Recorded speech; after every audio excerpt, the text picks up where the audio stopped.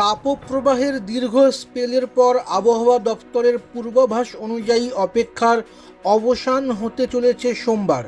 দক্ষিণবঙ্গের বিস্তীর্ণ এলাকায় সোমবার থেকে ঝড় বৃষ্টির পূর্বাভাস দিয়েছে হাওয়া অফিস। বিকেলেই বেশ কিছু জেলায় হতে পারে কালবৈশাখী।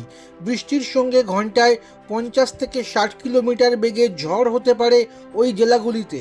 আপাতত সারা সপ্তাহ জুড়ে বৃষ্টির পূর্বাভাস রয়েছে। সোমবার সকালে হাওয়া অফিস জানিয়েছে, দক্ষিণবঙ্গের 7টি জেলায় কালবৈশাখীর সম্ভাবনা রয়েছে। নদিয়া, মুর্শিদাবাদ, বীরভূম, পূর্ব বর্ধমান, হুগলি, উত্তর 24 পরগনা এবং দক্ষিণ 24 পরগনায় সোমবার বজ্রবিদ্যুৎ সহ বৃষ্টি হতে পারে। সেই সঙ্গে বইতে পারে ঘন্টায় 50 থেকে 60 কিলোমিটার বেগে ঝোড়ো হাওয়া। এছাড়া কলকাতা সহ বাকি জেলাগুলিতেও বজ্রবিদ্যুৎ সহ বৃষ্টি হতে পারে, তবে হাওয়ার বেগ কিছুটা কম থাকবে।